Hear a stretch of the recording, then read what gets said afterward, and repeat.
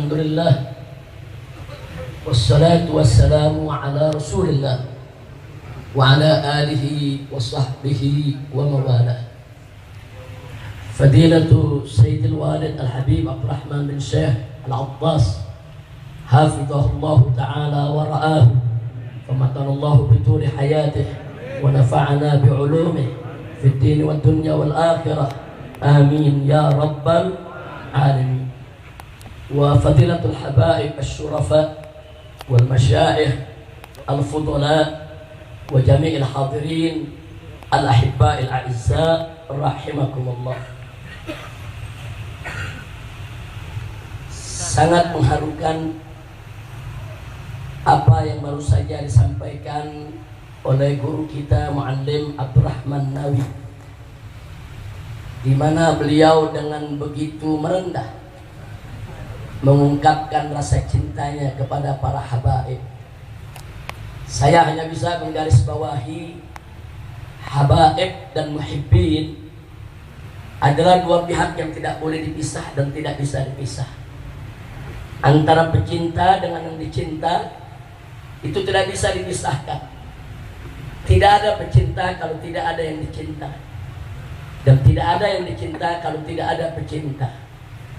Tidak ada habib tanpa muhib, dan tidak ada muhib tanpa habib.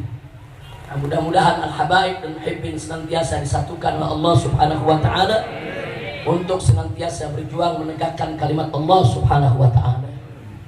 Ahibail kiram, sebagaimana sama kita maklumi, pada hari ini kita kumpul di tempat ini dalam rangka untuk memperingati haul Sayyidil Imam Al-Habib Hasan bin Abdullah Asy-Syatiri radhiyallahu ta'ala anhu wa anwadallahu bi barakatihi wa anwari wa nafahati fid din wad dunya wal akhirah.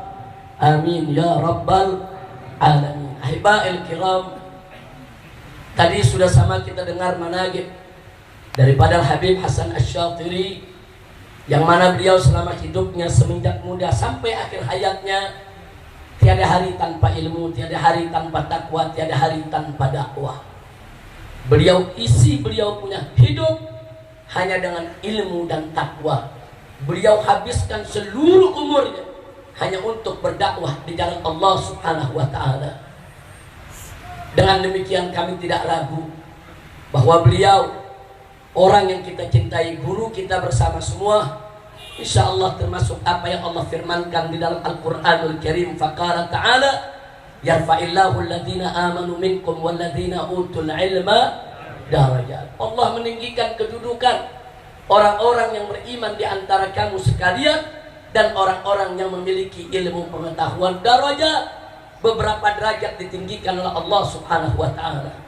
Melalui ayat ini kita mendapatkan beberapa pelajaran. Yang pertama, Allah tidak pisahkan antara iman dan ilmu. Iman dan ilmu dua hal yang tidak boleh dipisahkan. Dengan iman kita didorong untuk menuntut ilmu. Dengan ilmu kita akan mampu untuk menjaga bahkan meningkatkan kekuatan iman kita. Yang kedua, melalui ayat ini kita dapatkan pelajaran bagaimana tingginya kedudukan orang yang beriman dan berilmu. Betapa tingginya kedudukan para ulama yang senantiasa mengamalkan ilmunya di jalan Allah Subhanahu wa ta'ala. Dan melalui ayat ini juga kita bisa mengambil iktibar bagaimana Allah memuliakan para ulama. Artinya kita umat Islam wajib memuliakan mereka-mereka yang dimuliakan oleh Allah. Kita umat Islam wajib untuk menghormati mereka-mereka yang dihormati oleh Allah. Kita umat Islam wajib untuk meninggikan kedudukan mereka yang ditinggikan kedudukannya oleh Allah Subhanahu wa ta'ala. Wajib kita cinta kepada ulama, wajib kita menghormati para ulama, wajib untuk kita senantiasa memuliakan para ulama sebagaimana Allah memuliakan mereka, saudara. Maka itu pada hari ini kita memperingati haul guru besar kita Sayyidul Imam Al-Habib Hasan Asy-Syatiri. Ini merupakan salah satu bentuk bagaimana kita mencintai ulama, menghormati ulama, memuliakan ulama. Kumpulnya kita di tempat ini bukan hanya sekedar yaitu mendengar daripada manajibnya, bukan hanya sekedar mengirimkan doa untuknya, bukan hanya sekedar untuk mengenang daripada masa hidupnya, tapi lebih daripada itu, bagaimana kita mengambil pelajaran dari perjuangan hidupnya sehingga beliau bisa menjadi suri tauladan bagi kita semua, uswah untuk kita semua, insya Allah. Ahibatul kiram, sebelum saya akhiri apa yang saya sampaikan di sini, saya ingin ingatkan, sedih kita dengan apa yang disampaikan Muallim Abdurrahman Nawawi tadi, bagaimana sekarang ada pihak-pihak yang suka menghina ulama. Ulama dikatakan perusak umat, penyesat umat. Inna lillahi wa inna ilaihi raji'un. Karena itu yang ingin saya ingatkan saudara. Kenapa hal semacam itu bisa terjadi? Kita harus introspeksi diri. Di zaman sekarang ini, dibandingkan dengan zaman orang-orang tua kita, kita lihat bagaimana Shahibul Hal Al-Habib Hasan Asy-Syadzili dan juga pendahulu-pendahulu kita, para habaib sebelumnya. Dulu mereka berdakwah dengan ilmu, mereka berdakwah dengan adab, mereka berdakwah dengan akhlak, mereka berdakwah dengan ikhlas hanya mencari ridho Allah Subhanahu wa taala. Kita lihat para habaib yang datang ke Indonesia ini saudara, tatkala mereka datang menginjakkan kaki mereka di bumi Indonesia ketika itu 100% mereka tidak ada yang mengenal Allah. Mereka ada menyembah berhala, menyembah pohon, menyembah bebatuan. Tapi saudara, luar biasa, dalam waktu yang tidak terlalu lama, dengan dakwah para habaib yang datang di bumi Indonesia ini, berubah keadaan dari 100% musyrikin menjadi 90% muslim. Subhanallah. Kita bisa bayangkan luar biasa dakwah mereka. Kita nggak ada apa-apanya di zaman ini saudara. Datu-datu kita mengislamkan 90% warga Indonesia. Sekarang sisa 10%, setengah mati kita mau islamkan mereka saudara. Ini kelemahan kita saudara. Bahkan yang sudah ada, sedikit demi sedikit mulai murtad keluar dari Islam. Inna lillahi wa inna ilaihi raji'un. Itu yang saya maksudkan tadi. Kita harus introspeksi diri. Ada apa dengan dunia dakwah kita saudara? Sekurang-kurangnya saya ingin memberikan 3 catatan. Yang pertama, saudara, di zaman orang-orang tua kita, dakwah itu adalah tuntunan. Tapi sekarang dakwah mulai berubah menjadi tontonan saudara. Dulu tatkala dakwah menjadi tuntunan saudara, maka dakwah itu punya kuwatut ta'thir, kekuatan untuk merubah masyarakat, punya kuwatut taghyir saudara, betul-betul mempengaruhi masyarakat, mampu menghijrahkan masyarakat minat zulumati ilan nur. Tapi begitu dakwah menjadi tontonan, maka dakwah hanya ingin menghibur penonton saudara, tidak lebih. Dakwah yang menjadi tontonan tidak akan pernah mampu merubah masyarakat. Dakwah yang menjadi tontonan tidak akan pernah mampu untuk menghijrahkan masyarakat minat zulumati ilan nur. Yang kedua saudara, di zaman orang-orang tua kita, guru-guru kita yang baru saja meninggalkan kita saudara, dan orang-orang tua kita yang masih hidup pada saat ini saudara, itu dakwah itu merupakan kewajiban agama. Sehingga di mana saja mereka berada, mereka berdakwah. Di majelis mereka berdakwah, di rumah mereka berdakwah, di masjid mereka berdakwah, di jalan mereka berdakwah, di kantor mereka berdakwah. Tapi kini berubah, dakwah berubah. Allahu Akbar, Allahu Akbar.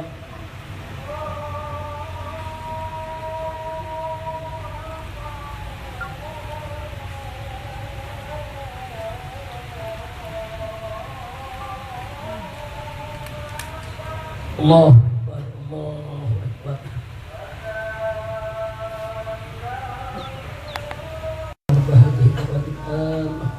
والصلاة القائمة آتي سيدنا محمد الوسيلة والفضيلة والشرف ودرجة العالية الرفيعة وبارك مقامك إنك لا تخلف الميعاد.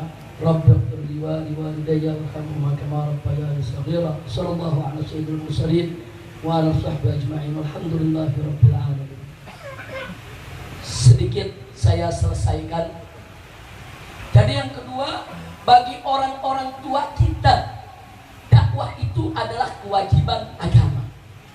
Tapi kini bergeser, dakwah berubah menjadi profesi pekerjaan, saudara.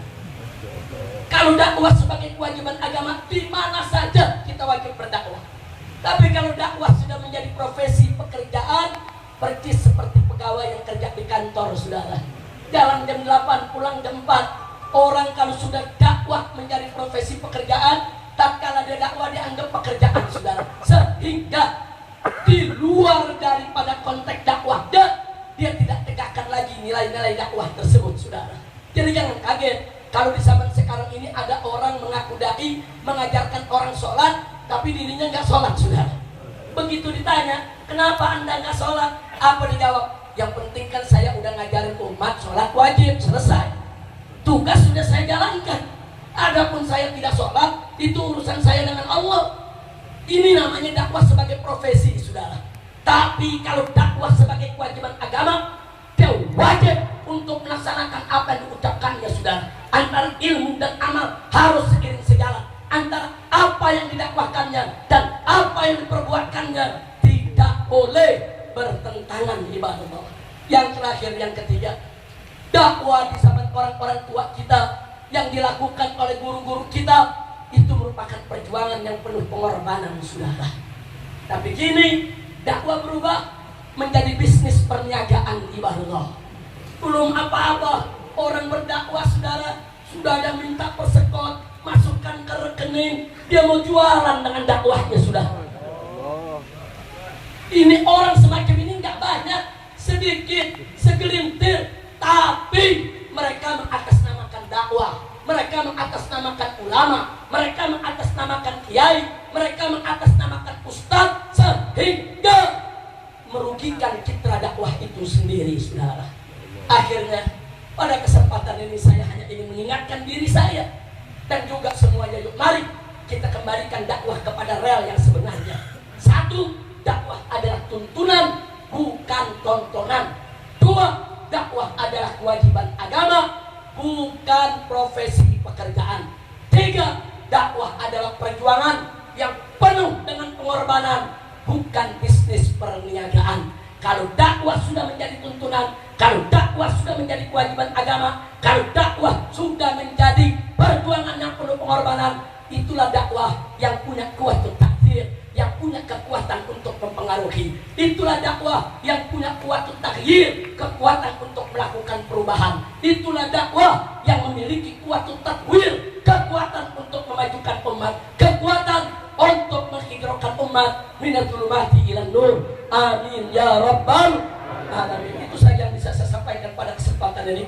Akhirnya kita mohon kepada Allah bibarakatil Fatihah ala Allah subhanahu wa ta'ala an yanfa'ana jami'an bisahibil hul al habib Hasan Asyatiri.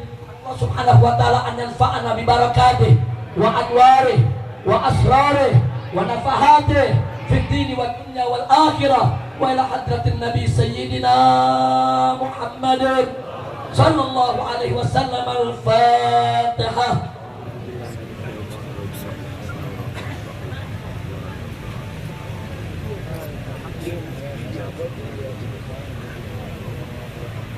Ya Allah, kembali akhir.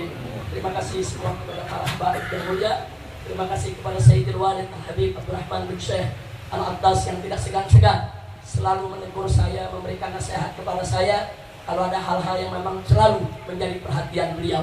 Mudah-mudahan beliau panjang umur, taat kepada Allah, diberikan sehat walafiat, diberikan keberkahan juga untuk semua putra dan putrinya. Semoga dijadikan anak-anak yang solehin dan solehat. Terima kasih, jazakumullahu khairal jazaa. Hadani Allah wa iyyakum ila siratil mustaqim. Wassalamualaikum warahmatullahi wabarakatuh.